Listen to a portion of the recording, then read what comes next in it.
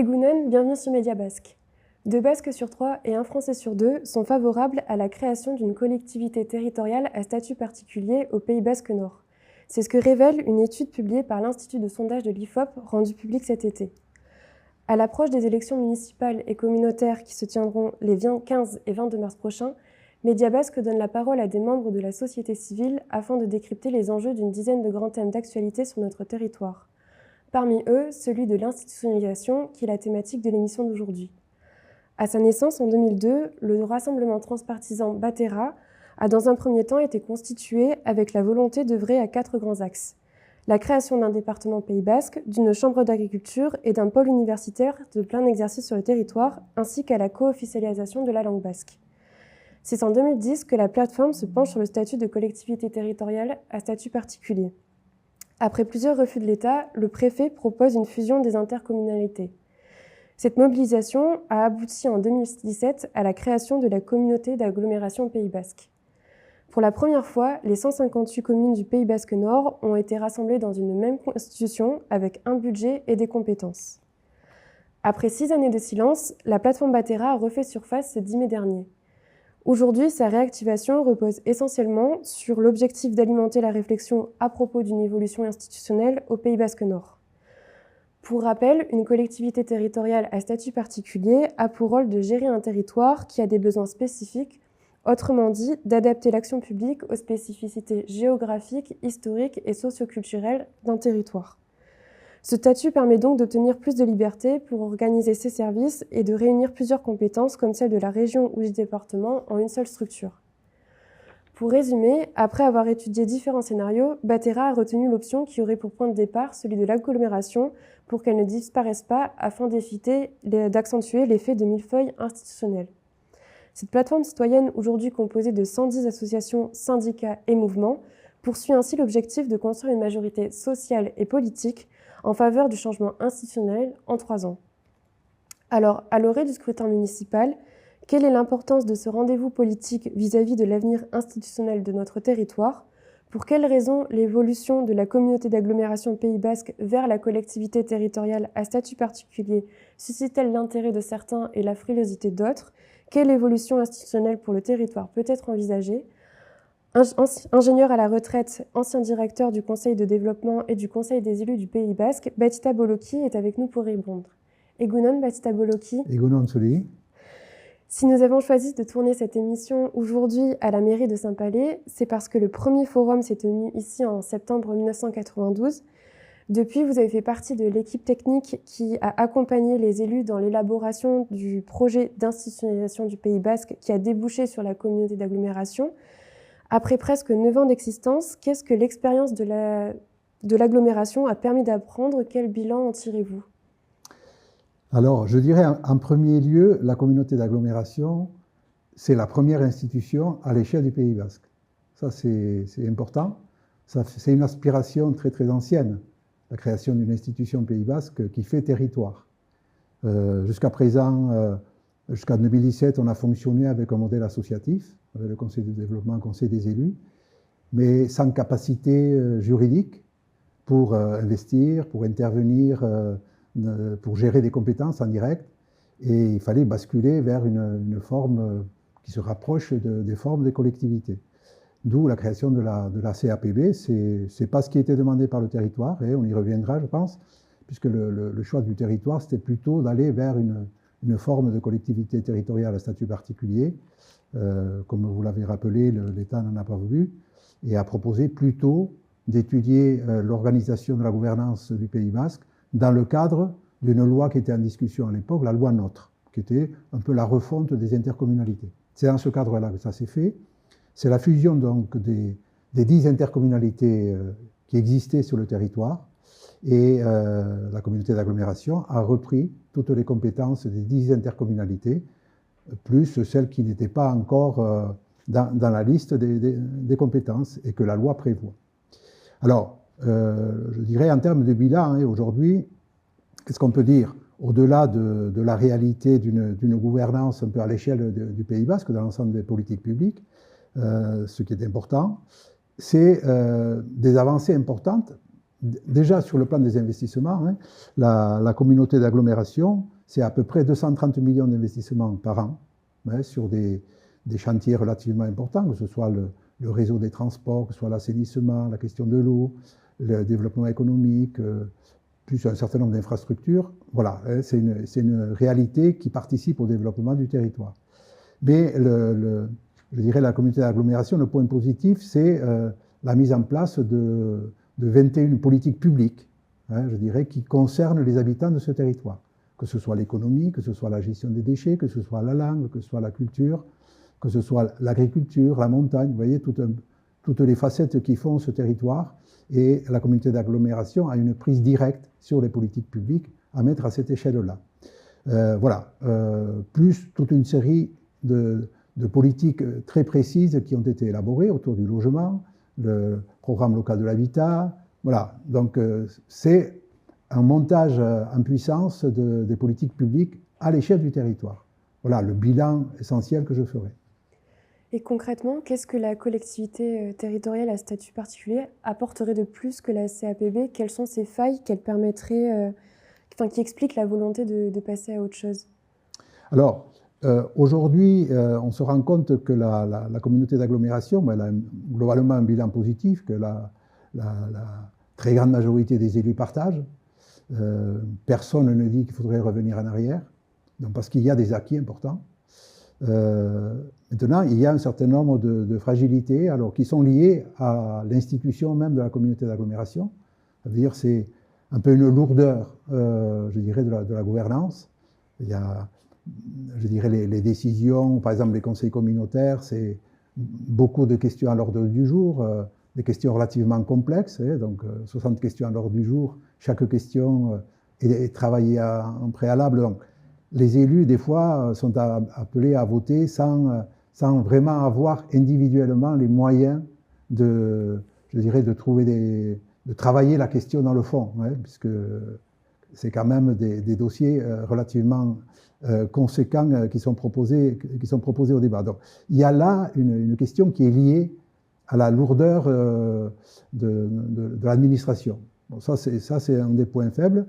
Je dirais un deuxième point qui interroge aussi, c'est dans l'organisation de la communauté d'agglomération, c'est le rôle qui est dévolu aux pôles territoriaux, c'est-à-dire aux territoires où il y avait anciennement les communautés de communes. Donc là, il y a des équipes qui se réunissent, les maires de ces territoires se réunissent avec une animation qui est assurée par un élu local dans chaque territoire. Mais il y a une interrogation sur le rôle de ces pôles.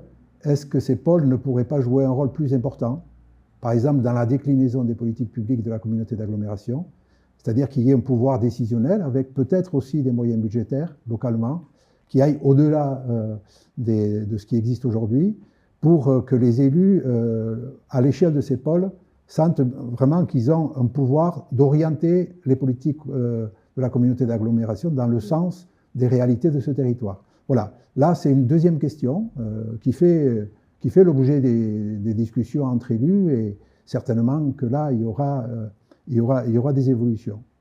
Il peut y avoir un troisième point faible, j'en citerai un, c'est autour du logement.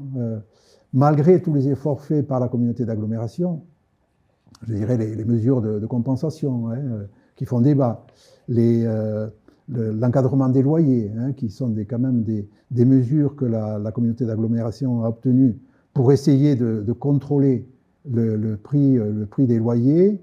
On se rend compte que pour l'instant, au moins, ces mesures n'ont pas d'impact significatif sur, par exemple, la baisse des loyers. C'est pas le cas. C'est ce à quoi aspirent beaucoup de gens pour pouvoir se loger. Et certainement que la communauté d'agglomération sera invitée à travailler ces questions-là dans les prochains mois pour voir comment aller plus loin. Les collectivités territoriales à statut particulier peuvent être le résultat de la fusion d'une région et d'un ou plusieurs départements ou être issues d'une reconfiguration différente. Comment est-ce que vous voyez cette potentielle future collectivité territoriale à statut particulier basque? Alors, pour répondre à votre question, je rappellerai le travail qui avait été fait par le Conseil des élus du Pays Basque, en lien avec le Conseil de développement, avec le Biltzar des maires du Pays Basque, à partir des années 2010. C'est important de rappeler cette séquence, puisqu'on comprendra mieux les besoins qui existent aujourd'hui au regard du travail qui avait été fait. Il faut rappeler que le Conseil des élus, qui était une association, réunissait à l'époque les représentants des communes, à travers toutes les communes n'y étaient pas, mais il y avait des groupements de communes qui représentaient la totalité des communes. Il y avait les conseillers départementaux du Pays Basque, les conseillers régionaux, les parlementaires, voilà, qui constituaient, je dirais, ce Conseil des élus. Le Conseil des élus avait estimé en 2009-2010 que la seule reconnaissance qu'avait le Pays Basque à l'époque, c'était la reconnaissance en tant que pays, c'est-à-dire c'est une reconnaissance de l'État d'un territoire qui est en capacité d'élaborer des projets et qui avait, je dirais, cette reconnaissance de pays, ce qui lui donnait la possibilité de mobiliser des financements pour réaliser les projets. C'était ça le statut du pays. En 2009-2010, avec la réforme des collectivités locales portée par Nicolas Sarkozy à l'époque, le pays a disparu. Et s'est posé la question au Conseil des élus, si ce minimum de reconnaissance n'existe pas, qu'est-ce qu'on fait? Le Conseil des élus avait ouvert un chantier avec le concours d'universitaires, Jean-Pierre Massias et Jean Gourdou de l'UPPA, pour citer eux. Il y a un gros travail qui a été fait pour essayer d'étudier toutes les hypothèses possibles d'évolution de la gouvernance du Pays Basque. Toutes les formes ont été étudiées. Et au final, les élus, dans une très grande majorité, voire à la quasi-unanimité, il y en a 3 qui s'étaient abstenus, pour tout vous dire, avaient adopté le principe d'une collectivité territoriale à statut particulier. Alors, c'était quoi cette collectivité territoriale à statut particulier? C'était une collectivité qui avait les compétences d'un département et qui, au-delà de ses compétences départementales, souhaitait gérer d'autres volets, c'est-à-dire le développement économique, les transports, l'agriculture, la langue basque, la culture, la coopération transfrontalière, le tourisme, voilà, pour l'essentiel. Et donc le modèle qui avait été imaginé, c'était une collectivité territoriale qui aurait la totalité de ses compétences. Ce projet avait été présenté à l'époque, en 2013, à Marie-Lise Lebranchu, qui était ministre de la décentralisation, et le gouvernement n'a pas tenu cas de cette proposition, et en disant, bon, le gouvernement ne souhaitait pas créer une institution propre au territoire, et avait proposé à l'époque d'étudier l'évolution de la gouvernance, comme on l'a dit tout à l'heure, au travers de la loi NOTRe, c'est-à-dire la refonte des intercommunalités. C'est comme ça que, voilà, à la collectivité territoriale à statut particulier, c'est une autre proposition qui a été faite. Le territoire a joué le jeu, et ça a débouché sur la communauté d'agglomération. Alors, pourquoi aujourd'hui évoquer la collectivité territoriale à statut particulier? C'est simplement pour rappeler ce qu'en 2013, les élus de ce territoire, dans leur très grande majorité, la société civile au travers du Conseil de développement, Batella, vous l'avez cité, la Chambre de commerce et d'industrie de Bayonne, le Biltzar des maires, tout le monde était d'accord autour de ce projet. Et aujourd'hui, donc, à la fin du second mandat de la communauté d'agglomération, bon, Batella a pris l'initiative de remettre la question de l'évolution de la communauté d'agglomération vers une autre forme plus élaborée, bon, qui se rapproche de cette collectivité territoriale à statut particulier. Voilà, simplement, c'est la poursuite de l'histoire au travers des spécificités de notre territoire. C'est ça qui explique pourquoi aujourd'hui cette question revient sur la table. Au sein de l'État français, il existe déjà plusieurs collectivités territoriales à statut particulier, comme la ville de Paris, la collectivité de Corse ou la métropole de Lyon. D'après vous, qu'est-ce qu'il faut tirer de ces expériences? Alors, il y a beaucoup, effectivement. La France est un État très centralisé, mais en même temps, l'État français trouve des solutions pour ajuster le mode d'organisation des collectivités aux réalités du territoire. C'est-à-dire il y a une forme de fédéralisme sans le nommer qui est déjà en pratique. Et d'ailleurs, c'est aujourd'hui une des revendications que de plus en plus d'élus portent. On le sent à travers les débats de ces derniers jours. Même le Premier ministre actuel, il a dit qu'il faudrait rebousculer la décentralisation, il faudrait relancer un nouveau processus de décentralisation pour recentrer l'État sur ses fonctions essentielles, ses fonctions régaliennes, et tout le reste, que ce soit les collectivités territoriales qui l'assurent. Alors, dans cette forme de collectivité territoriale, certes, on connaît aujourd'hui les régions et les départements, et les communes, qui sont les 3 niveaux de collectivité, et il y a des formes particulières. Alors, nous, compte tenu de notre histoire et de notre réalité, ce qu'on a regardé en premier lieu, c'est le format de la communauté urbaine de Lyon. Bon, pourquoi la communauté urbaine de Lyon? Parce que c'est une métropole de 1 600 000 habitants, donc beaucoup plus que le Pays Basque, qui est la résultante d'une fusion de la communauté urbaine de Lyon et du département du Rhône sur le périmètre de la communauté urbaine de Lyon. Voilà, c'est ça. Et c'est une loi de 2015 qui a créé cette institution. Alors, c'est la volonté de 2 hommes politiques importants du territoire, le président du conseil départemental du Rhône, Michel Mercier, et Gérard Collomb, qui était président de la communauté urbaine de Lyon. Ils se sont mis d'accord. Ils avaient un intérêt commun, c'était de promouvoir la métropole de Lyon comme un territoire d'excellence à l'échelle de l'Europe. C'était leur ambition. Et ils se disaient, bon, on a intérêt à mettre toutes les compétences en commun pour pouvoir avoir une force de frappe dans l'univers européen. Le département du Rhône était intéressé également pour que le musée des Confluences, qui est un musée qui coûtait cher au département, que ce soit la métropole qui le prenne à son compte, ce qui permettait de régler aussi un certain nombre de problèmes budgétaires pour le département. Bon. Donc ils se sont mis d'accord et ils ont, à travers la loi, c'est ce format-là qui a vu le jour. Alors, c'est le format qui réunit à la fois les compétences de la communauté urbaine, donc les compétences intercommunales, et les compétences du département.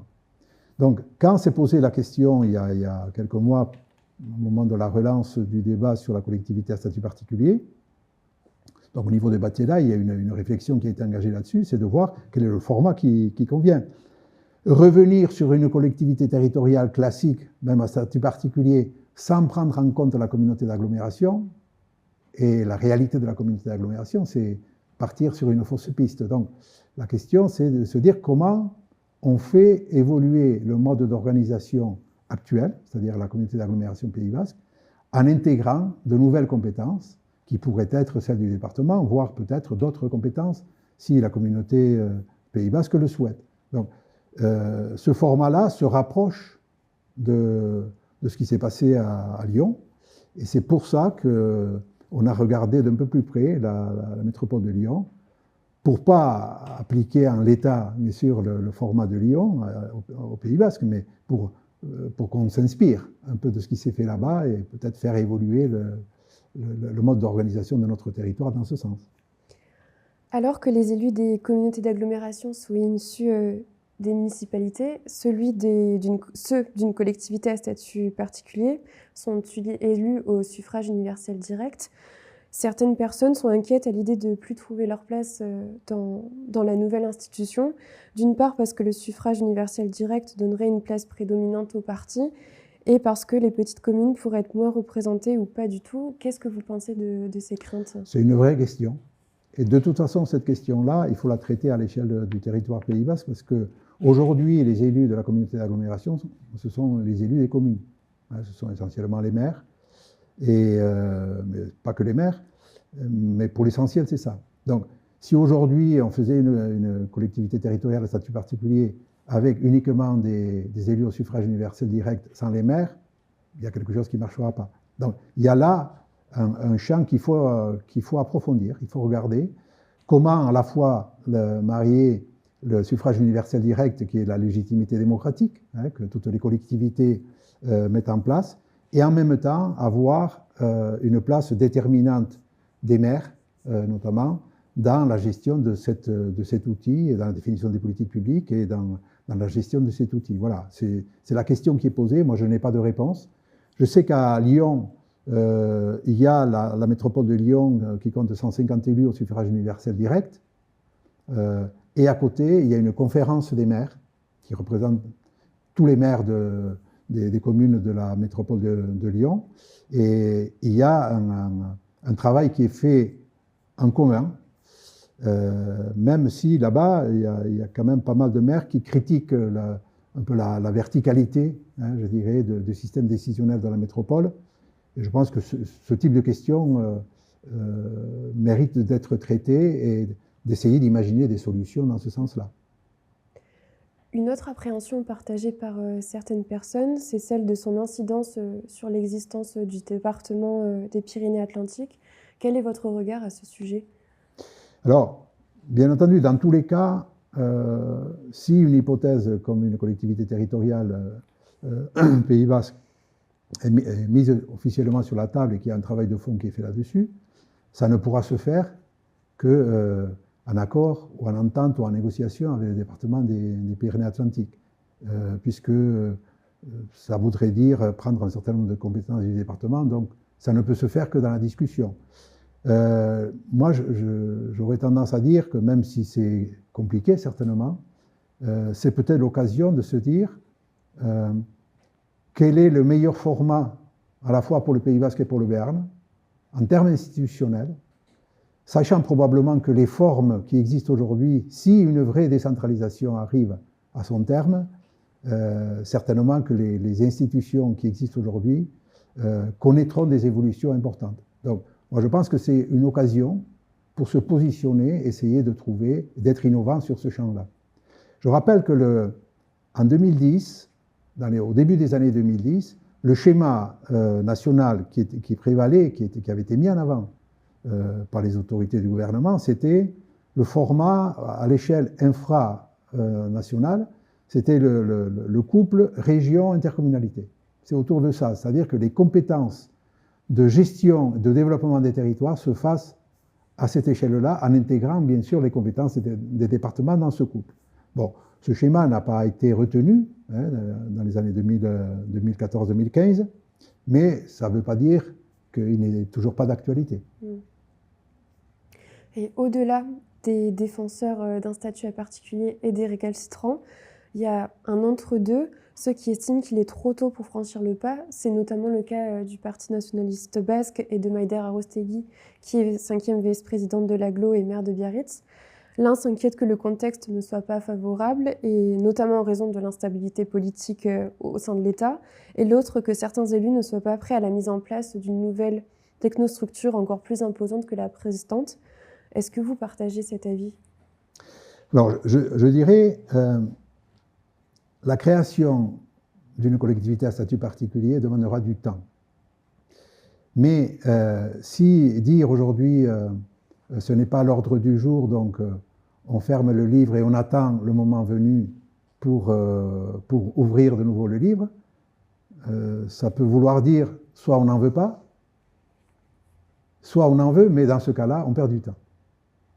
Moi, je suis favorable pour qu'on mette cette question qui demandera du temps avant de voir le jour, de le mettre dès maintenant, dès le début du mandat du prochain conseil communautaire, parce qu'il y aura un gros travail de fond à faire sur le plan juridique, sur le plan de la négociation, etc. etc. Donc, il faut travailler là-dessus, associer les citoyens, le conseil de développement, Batella, pour que cette question-là soit vraiment fasse l'objet d'un travail de fond. Et bien que le Premier ministre Sébastien Lecornu ait promis en septembre dernier un grand acte de décentralisation, de clarification et de liberté locale, cela ne semble pas appartenir à un futur très proche. Est-ce que, selon vous, le contexte est réellement favorable à une évolution? La question, elle est pertinente, je la partage complètement. Le contexte, il est un petit peu compliqué, hein, vu l'instabilité du gouvernement, l'absence de majorité au niveau national, et on sait très bien qu'une vraie décentralisation nécessitera à un moment donné des arbitrages forts pour que, je dirais, les conséquences de cet arbitrage amènent un paysage quand même différent de celui d'aujourd'hui, avec peut-être moins de budget, etc. etc. Donc c'est une vraie question, mais le contexte, pour l'instant, ne s'y prête pas. Et l'obtention de ce statut dépendant en partie de l'État. Quel est l'enjeu des prochaines élections municipales et communautaires face au sujet de l'institutionnalisation du Pays basque?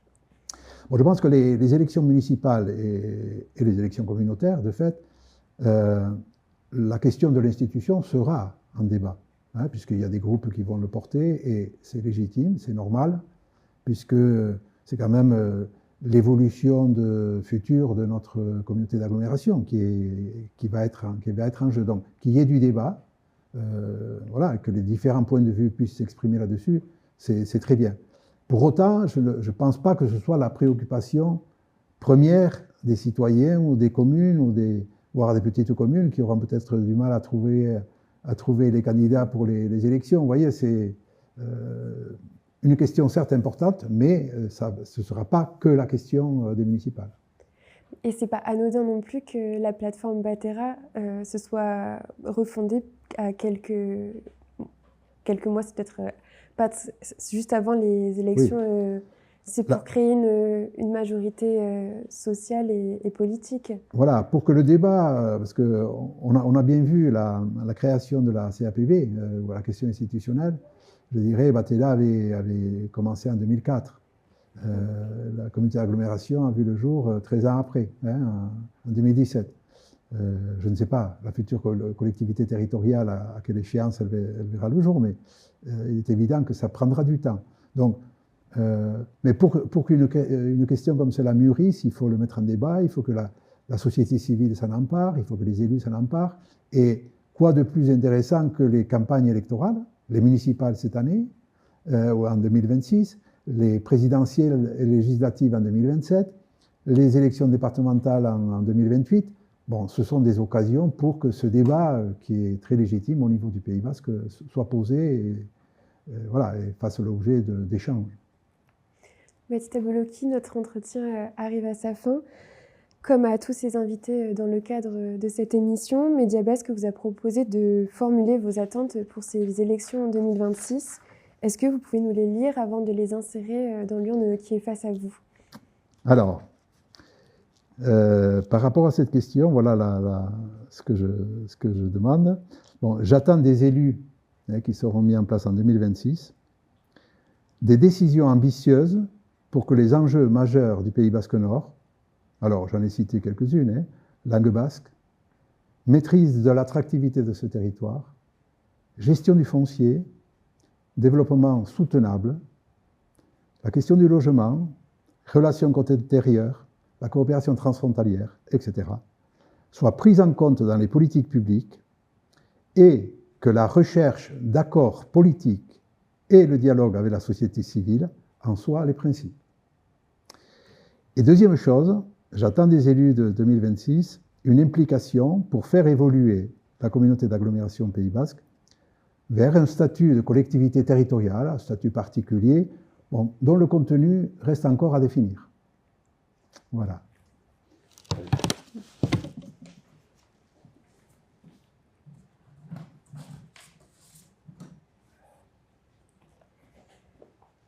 Milesh Karamitz, Baptista Boloki, Lashter Arte.